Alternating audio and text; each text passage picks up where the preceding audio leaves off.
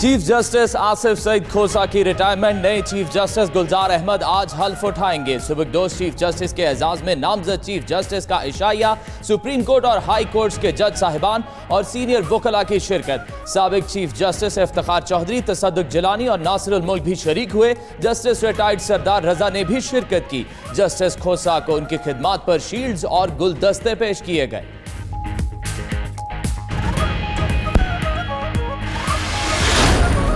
सबकदोश होने वाले chief justice Asif Saeed खोसा का अपने एजाज में फुल कोर्ट रेफरेंस से खिताब।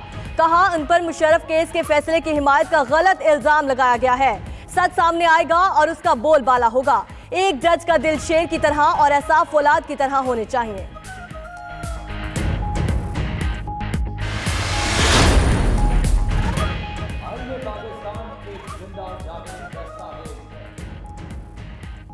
आइन में मुकन्ना अदलिया और इंतजामिया के इख्तियारात वाज़े हैं। अवाम का तहफ़्फ़ुज़ रियासत की जिम्मेदारी है। सुप्रीम कोर्ट कानून की हुक्मरानी, आइन के तहफ़्फ़ुज़ और आज़ाद अदलिया के चैलेंजेस से नबर्द आजमा होती आई।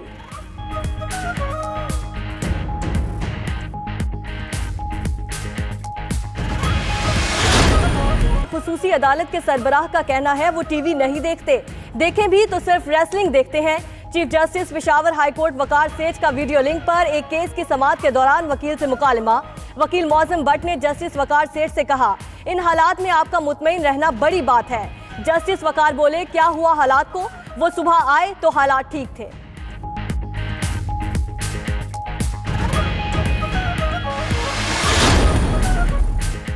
वज़ीर आज़म से बाबर अवान की मुलाकात। मुशर्रफ केस के फैसले, सियासी सूरत हाल और कानूनी उमूर पर गुफ्तगू। बाबर अवान के मुताबिक इमरान खान ने रियासती इदारों के भरपूर दिफा का अज़्म जाहिर किया। कहा, पाकिस्तान को इस्तेहकाम की पटड़ी से उतरने नहीं देंगे। हुकूमत का काम रियासती इदारों को मजबूत बनाना है। मुआशी इस्तेहकाम को कोई ताकत नहीं रोक सकती।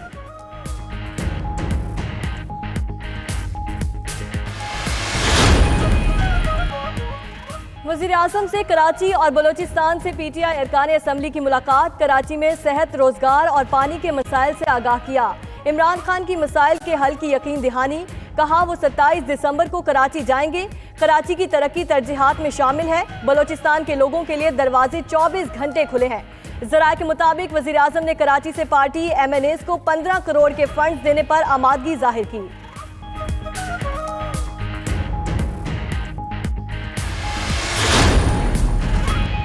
मनी लॉन्ड्रिंग केस, बिलावल को फिर मुश्किल दरपेश। नैब रावलपिंडी ने बिलावल भुट्टो को 24 दिसंबर को तलब कर लिया। पीपल्स पार्टी के चेयरमैन को जरदारी ग्रुप के डायरेक्टर के तौर पर बयान के लिए तलब किया गया। जराए के मुताबिक उनसे सवाल किया जाएगा कि कराची के महंगे तरीन इलाके में इमारतें खरीदने के लिए रकम कहां से आई।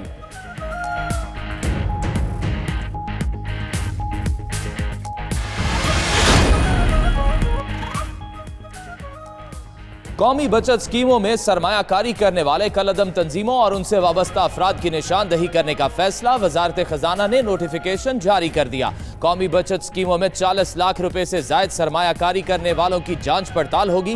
National savings money laundering and counter terrorism rules 2019 जारी।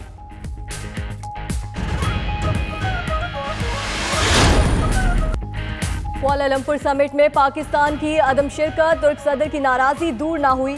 तैयब उर्दवान ने कहा, सऊदी अरब ने पाकिस्तान को के समिट में शिरकत की सूरत में स्टेट बैंक से अपनी रकम निकाल लेगा। उधर तर्जुमान दफ्तर खारिजा का कहना है, पाकिस्तान ने मुस्लिम उम्मा की मुमकिना तकसीम की वजह से समिट में शिरकत नहीं की।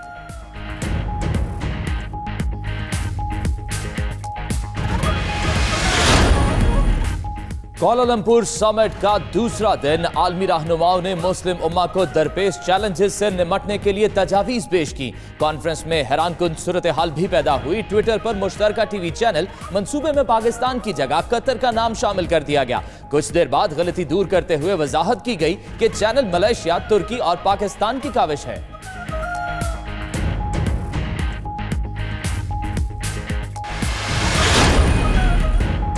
ब्रेक्जिट की राह में हायल आखिरी रुकावट भी दूर। बरतानवी पार्लियामेंट में बोरिस जॉनसन का ब्रेक्जिट बिल मंजूर। ब्रेक्जिट बिल के हक में 358 और मुखालिफत में 234 वोट डाले गए। बरतानिया 31 जनवरी 2020 को यूरोपीय यूनियन से अलग हो जाएगा।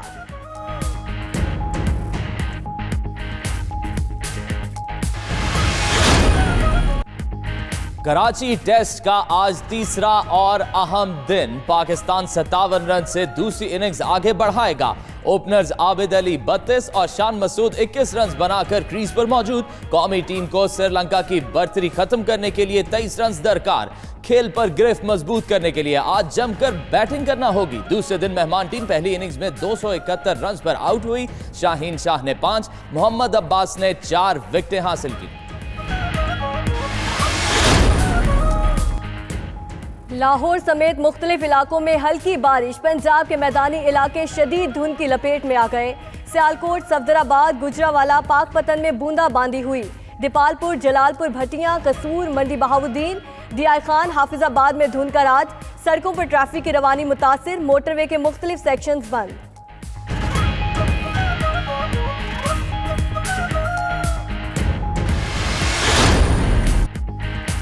कराची में 35 साल से तबाह हाल मुगल गार्डन की तज़ीन और आइश मुकम्मल। मेयर वसीम अख्तर ने इफ्तिताह कर दिया।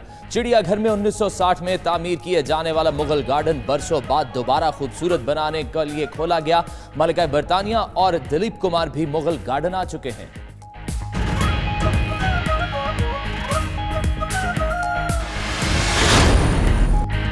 इस्लामाबाद में मुनक़िदा सिंधी कल्चरल नाइट। फनकारों ने धूम मचा दी। खूबसूरत गीत और सूफियाना कलाम पेश करके हाज़रीन से खूब दाद समेटी।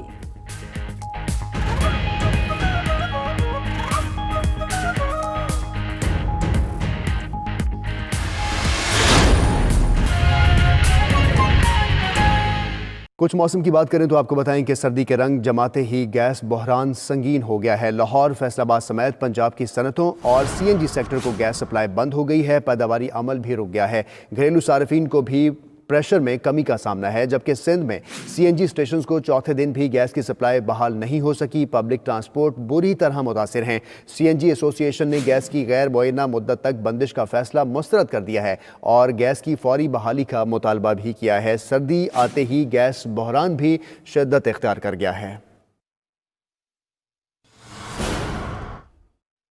जबकि कराची समेत सिंध भर में सीएनजी स्टेशन चौथे रोज भी गैस की सप्लाई ना होने की वजह से बंद हैं। सरहदों को भी गैस की फराहमी मुतासिर है, जबकि घरेलू सारिफीन भी परेशान हैं। इसी बारे में मजीद जानते नुमाइंदा 92 न्यूज़ शहराज अहमद से। शहराज बताएगा, 4 दिन गुजर गए, गैस की सप्लाई कब बहाल होगी? जी बिल्कुल, शहर में सर्दी की लहर आते ही सीएनजी की गैर एलानिया लोड शेडिंग का सिलसिला शुरू हो चुका है, जिसकी वजह से शहरियों को जहां सीएनजी के उसूल में मुश्किलात का सामना है, वहीं पब्लिक ट्रांसपोर्ट भी ना होने के बराबर है। शहर में 80% से ज़ायद ट्रांसपोर्ट सीएनजी पर चलाई जा रही है और गुज़िश्ता 3 रोज़ से सीएनजी बंद होने की वजह से शहर में ट्रांसपोर्ट शदीद मुतासिर हुई है और शहरियों को ट्रांसपोर्ट के हुसूल के लिए घंटों स्टॉप्स पर खड़ा होना पड़ता है। शहरियों का हुकूमत से मुतालबा है कि पब्लिक ट्रांसपोर्ट को बेहतर बनाने और सहूलियात देने के लिए सीएनजी का जो नागा है उसको कम किया जाए, जबकि सीएनजी स्टेशन को गैस फराहम की जाए ताकि उनके लिए आने जाने के जो मसाइल हैं वो हल हो सकें। दूसरी जानिब सुई सदरन हुकाम का मौक़िफ़ है कि गैस फील्ड्स में गैस का प्रेशर कम होने की वजह से घरेलू सार्फिन की ज़रूरियात पूरा करने के लिए इंडस्ट्रियल सेक्टर और सीएनजी सेक्टर को गैस बंद की गई है। ताहम गैस का प्रेशर बेहतर होते ही सीएनजी स्टेशंस और इंडस्ट्रीज़ को गैस की फराहमी शुरू कर दी जाएगी। जी शहराज अहमद इस मुतालिक आप अपडेट कर रहे थे, आपका बहुत शुक्रिया। नाज़रीन, फैसलाबाद का रुख करें तो सनती शहर फैसलाबाद में तमाम इंडस्ट्रीज़ और सीएनजीज़ को गैस सप्लाई गैर मुअय्यना मुद्दत के लिए बंद कर दी गई है और गैस की फराहमी मुतासिर होने पर सनतें बंद हैं और मजदूर बेरोज़गार हो जाएंगे। इस पर बात करेंगे, हमारे साथ मौजूद है बिलाल सिकंदर। बिलाल, बताएगा गैस की बंदिश से किन मुश्किलात का सामना है?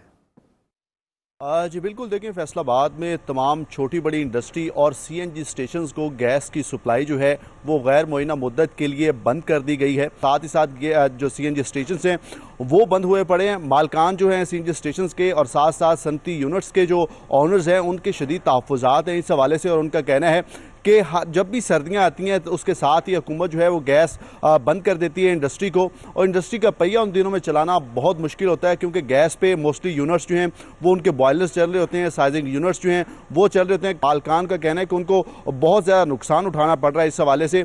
और साथ ही साथ जो महकमा सुई गैस है उनका कहना है कि घरेलू सार्फिन को बिला तातुल गैस की फराहमी देने के लिए ये इंडस्ट्री और साथ ही साथ सीएनजी स्टेशन जो हैं उनको गैस की सप्लाई जो है वो बंद की गई है। अगर ऐसा ना किया जाता था, तो तमाम जो फैसलाबाद के जितने भी रिहायशी इलाके हैं वहाँ पर गैस की सप्लाई जो है वो बंद हो जाती, लोगों को घरों में गैस की सप्लाई जो है वो नहीं पहुँच पाती, जिसकी वजह से लोगों के चूल्हे जो है वो बंद पड़ जाते हैं। तो इसी वजह से ये इंतहाई फैसला किया गया है कि तमाम इंडस्ट्री और CNG स्टेशन को गैस की सप्लाई जो है वो बंद कर दी गई है।